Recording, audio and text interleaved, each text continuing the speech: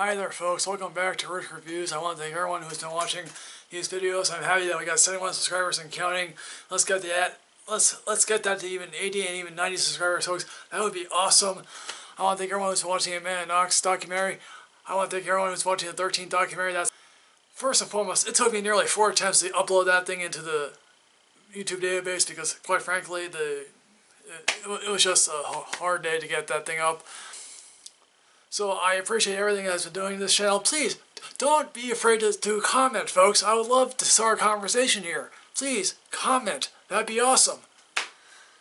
You're awesome, folks. Gavin O'Conner gives us the very first autistic superhero. Isn't that interesting, folks? Yay. The Accountant, and it's directed by Gavin O'Conner.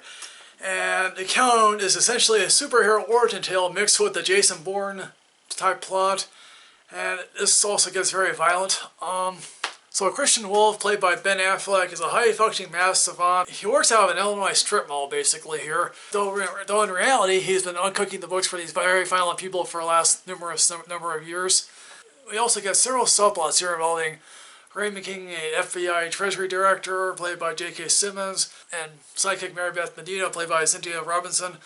And, you know, the J.K. Simmons character has been really trying to be tracking the Christian Wolf character down for years after a very bloody incident involving, you know, some mafia people.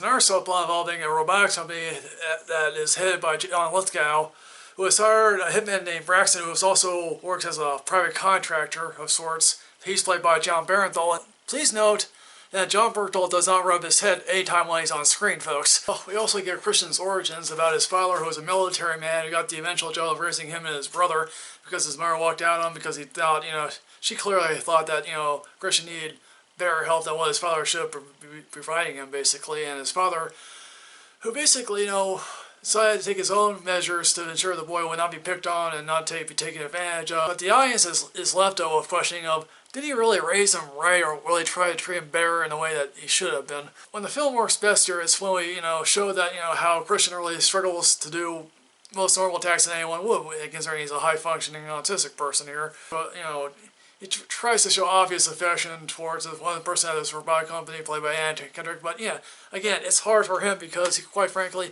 he doesn't have the words for it. We also get some very funny dialogue from the John Bernthal character. It's like, you know, he has his own moral code. It basically says that at one point, it's like, hey, I don't want to kill you. I just want to make sure you die, basically, and make it look like an accidental suicide. We also get some very nice kill shots toward the end of this film, and, you know, we also get one scene in which he is shooting a rifle from a mile away, and this one guy who looks out on his farm and sees him shooting, and he says, okay, he clearly can't do this, and he does. The problem here is, well, this film is 2 hours long, and it didn't need to be 2 hours long, and, you know, clearly the backstory of Christian is like, we could have easily been told that in dialogue, maybe.